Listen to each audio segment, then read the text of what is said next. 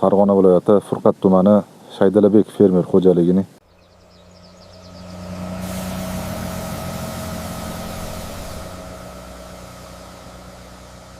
tizimni birinchi marta ishlatganingizda eng katta taassurotlaringiz nima bo'lgan? Taassurot zo'r. Yaxshi taassurotlar.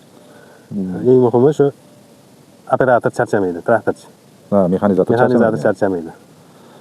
Qaysi ishda eng katta foydasini ko'rdingiz? Masalan, ekishda, kultivatsiya yoki purkashda, dori purkashda? Ekishda endi to'xtamasdan ishlaydi texnika.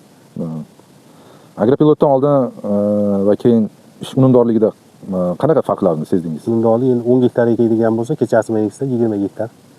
Demak, tunda ishlashda ancha qulaylik sizga yaratib bergan. Xo'p, agropilotda o'sha o'rnatishga sarflangan pulingizni o'zi oqladi deb o'ylaysizmi? Ha, oqladi. Oqladi, sarflangan pul oqladi.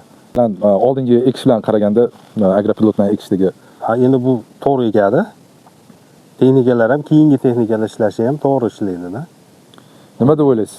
Kelajakda agropilotsiz yo'q, o'zi bo'ldi, agropilotga o'tib ketiladi. Hamma o'tib ketadi. Ha, o'tib keladi.